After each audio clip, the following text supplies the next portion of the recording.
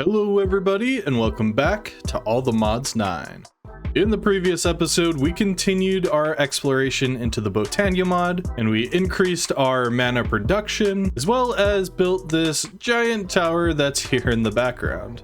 Now you might also notice that I have built another building over here, and this is sort of where we were making our runes and had our agglomeration plate. And so yeah, I just decided to make a little building around it. It's nothing too special. I do really like the design of it though. It's almost medieval mixed with like Japanese almost. It's pretty cool. So yeah, it's sort of a storefront maybe. And if we can take a look inside here, literally nothing has changed on the interior. But something that did change is you might notice we now have an ME quantum link chamber here. This is a pretty cool device that actually allows you to wirelessly connect your network up to different places in the world. So the reason I actually needed this is because I actually decided to automate my hydrangeas. So we now have these modular routers here, and these are connected with an ME interface. And basically what the interface does is it pulls out hydrangeas from our AE storage and puts them inside of the modular routers. And these modular routers are basically set up to just break this block whenever it turns into a dead bush and place a hydrangea back on it. And it can automatically pull out different items from the storage, specifically the hydrangeas. And it can even request the storage to automatically craft them. Which, by the way, we did set up a little automatic crafting area here for the hydrangeas, although it seems like it kind of broke. We should be able to fix it just like that. And you can see now it's actually starting back up, or it should. Yeah, we have these crafter cards inside of the interface, and those will actually allow the interface to automatically request different items from the storage. I'm not sure why that system stopped working. It was working just a little bit ago, so I don't know. You might notice another setup over here on the side, and this is actually automating living stone and living wood.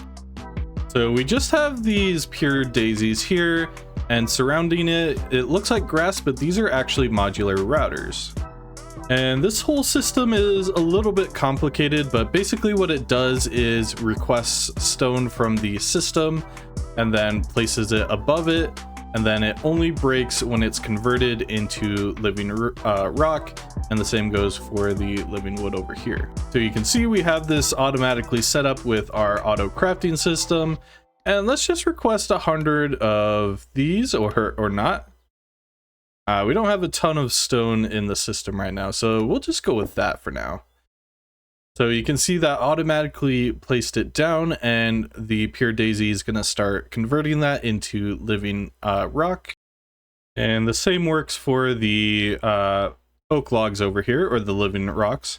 The system was clogged up, and I forgot that these puller modules actually need to have the whitelist of living wood logs here.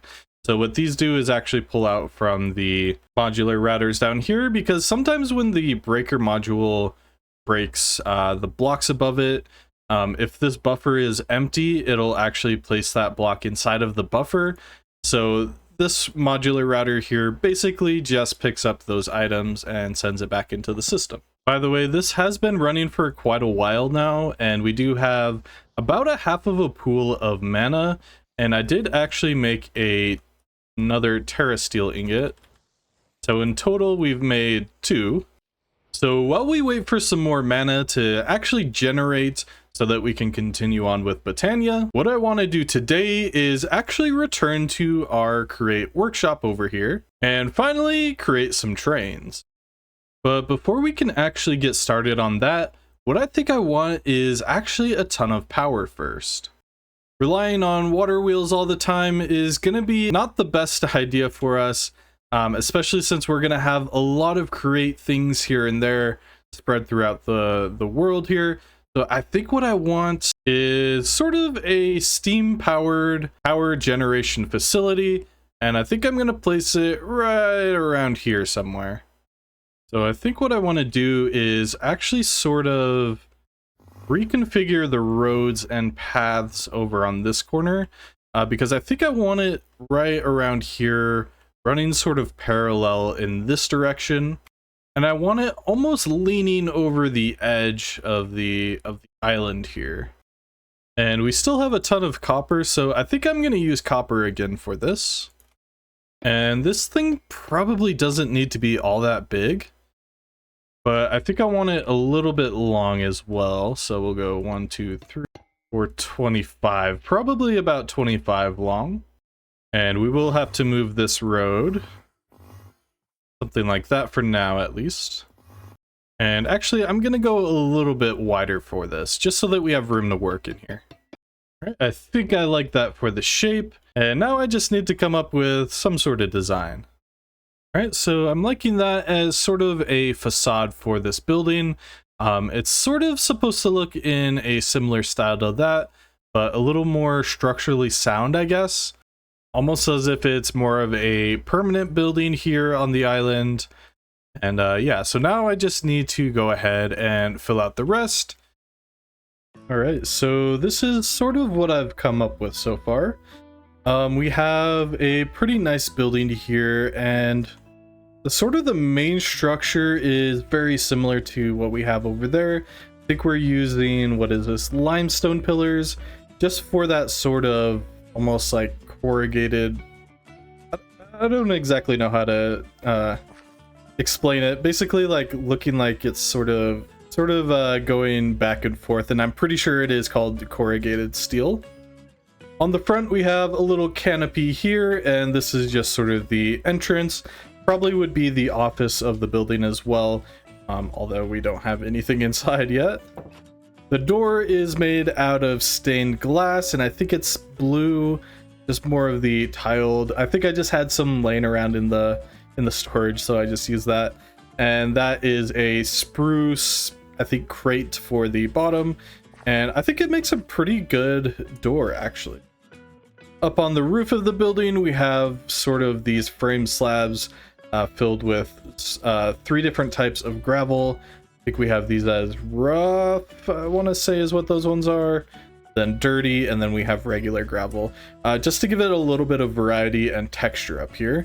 And then we also have what would probably be some sort of AC unit. We don't really have any fans in this pack as far as I could find. But yeah, maybe I can find something like that soon. Then talking about the big structure on the side, this is where we're gonna have the steam engine itself. This is sort of a large steam boiler, steam engine, sort of designed out on the side. We'll have the actual crate steam engine inside of this. This is just sort of the facade of it. Then we have sort of scaffolding leading up to it. And a metal ladder here. This is just from Chipped. It's just a regular ladder that kind of looks like a metal one. So yeah, we have this like scaffolding thing up here. Maybe there's some maintenance going on, something like that. And then we have a brick chimney. This is just using offset bricks. Let's see here, sanded bricks, and then bricks. That's a funny name for that one. But yeah, just to give it a little bit more variety and texture, and that goes up pretty high, where we have a quartz sort of trim here. Then on top, it has a single campfire. I don't want too many of these in the world because they cause a lot of lag. So yeah, that is this structure pretty much done, at least on the outside. So next up, I do want to get started on the interior, but first I do want to get the steam engine itself inside, just so we know exactly how this is going to look. And yeah, we did make the wall here first and then put the engine in, so I'm probably going to have to cut all of this down. And now we should have enough room to actually get started with making the crate steam engine inside of here.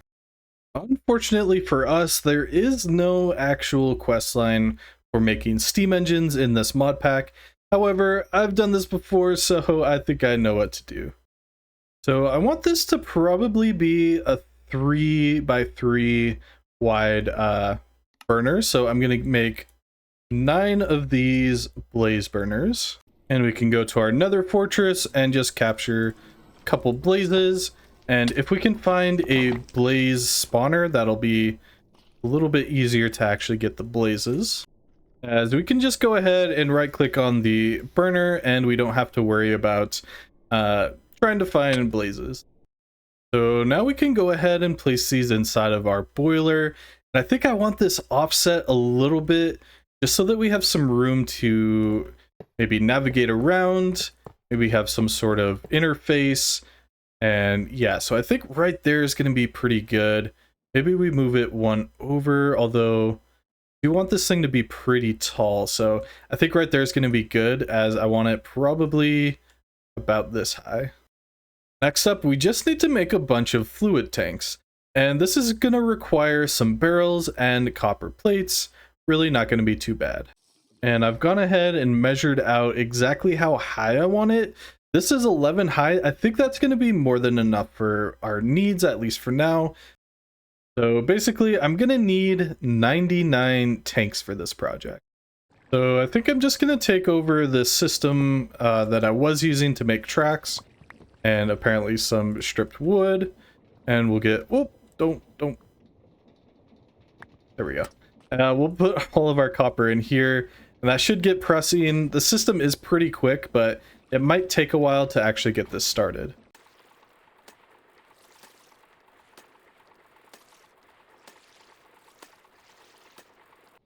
Alright, we should be able to make our first stack of tanks. Get everything in the inventory and be able to pull it out. Nice. Now we just need about 35 more. And I think that's all that we needed. Let's see. Yep, that should be 99, just like that. And now we can just place these down on top of our blaze burners and use our infinity wand. Very glad that we have this in the pack. And let's see, can actually get this to go right. Here we go. Now we just go all the way up until we run out of blocks. Just like that. Nice. So that is the size of our steam engine. And speaking of steam engines, we are going to need to craft an actual steam engine in order to make this work. Oops, if I can spell steam engine correctly. Here we go. What we're going to need for this are gold plates, andesite alloy, and blocks of copper. Really not too bad of a recipe. And there we go. I'm going to start off with 4, but as our needs arise, I might add more. I'm not entirely sure if adding more is actually going to improve the rates. I can never remember exactly how this works. Right, and I'm going to go ahead and place this on our steam engine. And you'll notice when you do, it will actually turn into a steam engine with these little gauges on the side.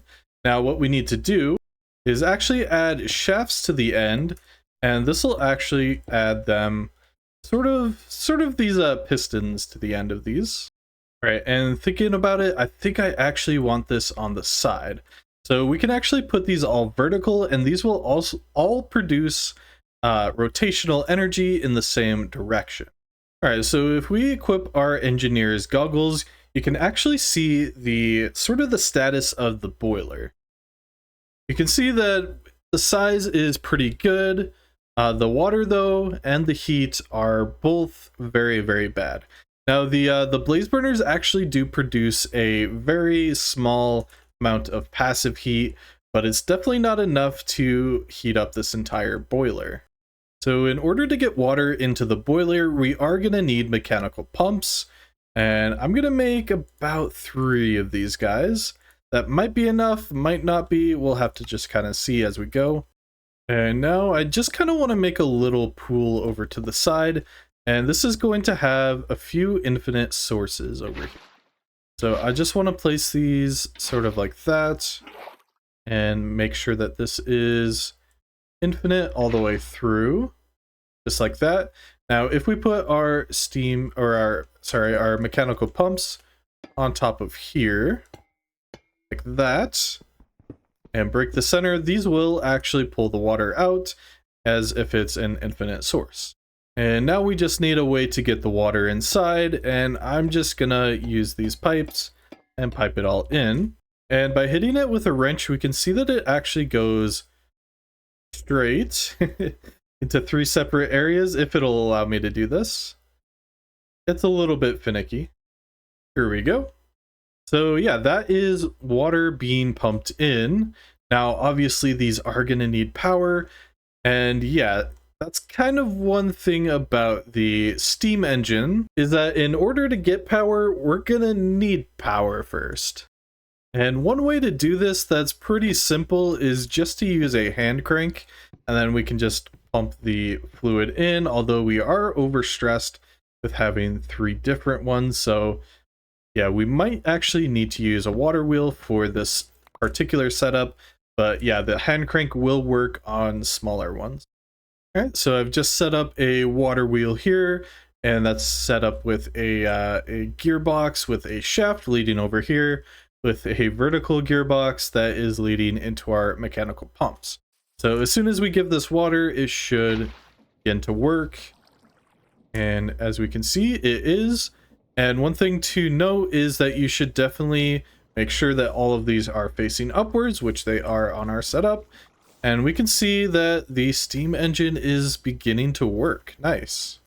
And one way to ensure that this system never stops working is to actually add a shaft leading out of the outputs back into where you're pumping your water out of. That way it'll always be running no matter what, although I think it can potentially run out if this thing gets unloaded, or if for some reason you run out of water.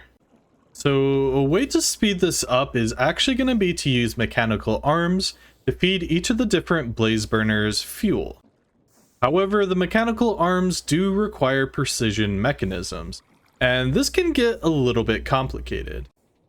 We need to run a gold plate through a cogwheel, large cogwheel, and iron nugget all in deployers 5 different times.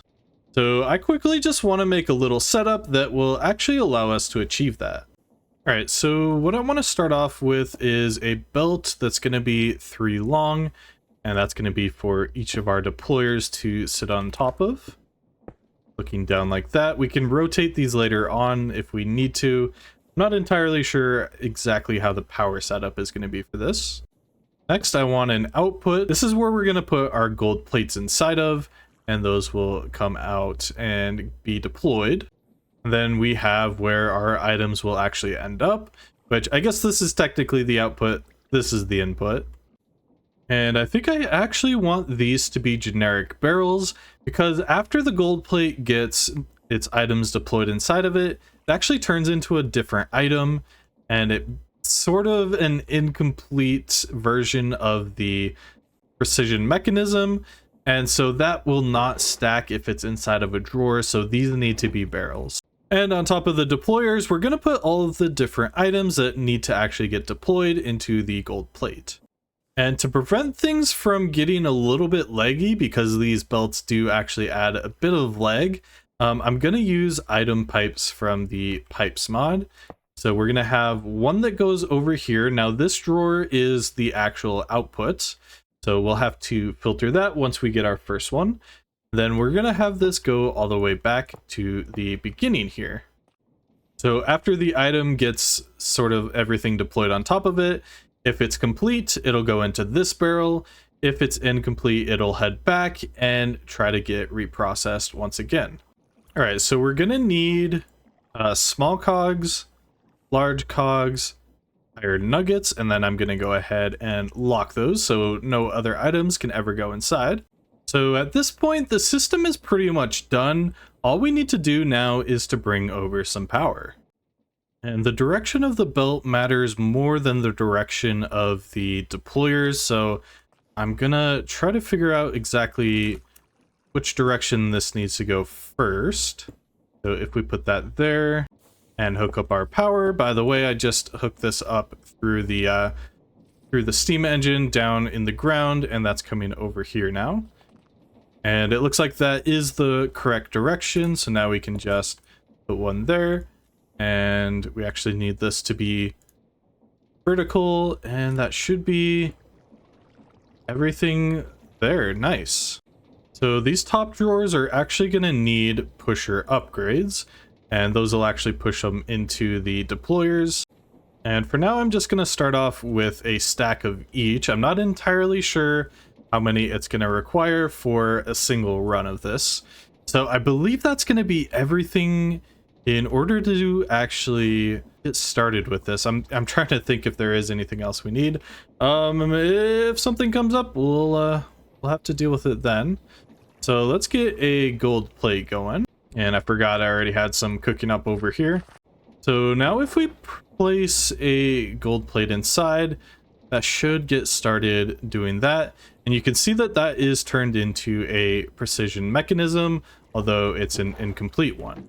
And it got automatically pulled out and already pulled back into here. So this is now the third run, and on the fifth it should complete, although I believe there is a chance of it failing. This should be the last one. Yep, there we go. I'm gonna go ahead and grab that, and there is our first precision mechanism. Now I'm just gonna go ahead and put that there. Now I need to kind of configure a few things here, and actually it might be fine. Let's send this back through. Shouldn't get caught up, and it should head into there. Nice. So yeah, because this distance is shorter, it will try to check this barrel first, and because this is technically filtered, the precision mechanism, once it's complete, it should end up in here. Nice. So I'm gonna get started on a few more of these because we are gonna need quite a few. And by the way, these are also used for trains. So this part is definitely a requirement for making trains. As you can see, the train controls require the precision mechanism. So yeah, we are gonna need this for making trains. So now that we have our first precision mechanism, we can actually make our first mechanical arm. This will act sort of like a player's arm in that it will actually start to place items in containers. It can use items on such as the blaze burners here, which is what we're going to use it for. And I think honestly, I'm just going to place it right here. Maybe replace that shaft right there with a cog. And so yeah, in order to have this thing actually deposit items, we are going to need to right click all of our different blaze burners. Now there is one in the center, so I'm probably going to have to dig down here just to be able to access it. Here we go. Nice. Then I can place this back down. And by the way, these things can sometimes struggle to actually interact with like barrels and chests and stuff. So one trick that I found is if you put down a depot, you can still have it say take items from it and then put it back down, and then you can replace that with a barrel. Now if we put some items inside of it, hopefully this works. I have not tested this yet. And are you gonna go? It looks like it's not. All right, you can see that it does work with a depot. So what I'm gonna do is actually just go ahead. By the way, this thing speeds up real quick. So what I can do is use I believe it's a funnel. Just use an andesite funnel, and that can pull out. Oops, that should be on the other mode. Where's my wrench? Here we go. And nice. So whenever the blaze burners run out of their fuel, it should grab from here. Nice. So with all of the blaze burners going at full speed, this boiler is actually able to generate 147,000 stress units. That's an absolute insane amount. So with the amount of steam engines that we have on the system right now, we're actually only producing about 65,536 stress units, which definitely is not utilizing our boiler to its fullest potential. So in order to actually maximize this, 147,456 divided by 16,384 is 9. So we actually need 9 steam engines for this to actually be producing at its max capacity. And that should be as easy as adding these onto the side. Just like that. Nice. That is so many steam engines. all moving at the same pace and everything, and it looks so good. All right, and just a small last term adjustment for this. I did go through, I deleted the water wheel, and I've just replaced it with a few more mechanical pumps, and now our water is actually at max now. And for the heat, the best way to solve that issue is actually going to be to use blaze cakes. However, this is going to be pretty much its own process, as it takes quite a few steps in order to make it. We'll need like eggs, sugar, cinder flour in a press, and yeah, all sorts of different things that go into making these. So the last thing that I want to make today is actually the rotation speed controller. What this does is actually allows you to control sort of the speed of your system. So I'll pull that out like that. And I am going to need to reconfigure some of our steam engines because we don't have a lot of room for this. So this basically goes on the output of your system. And I think, yeah, we're gonna struggle a little bit with this. Let's turn this gearbox into a vertical one and just pull this out to the side. We can place our rotation speed controller on the side just like that. And now we need a large cogwheel inside of there. And this is actually the output of the system. It is going to be a little bit awkward considering all of our steam engines are vertical. This goes horizontal, but it shouldn't be too bad. So what we can do here is actually click and hold to edit this. Let's see if this will let me do it. Oh, it's right click. And so yeah, this will actually allow us to go extremely quickly. And we can also use it to slow the system down if we ever need it to go a bit slower. So this has been a pretty in-depth tutorial on steam engines from the Create mod and crafting the precision mechanisms, as well as mechanical arms and rotation speed controllers. But I think I'm going to end things there for today. Thank you all so much for watching. I'll catch you next time. Peace.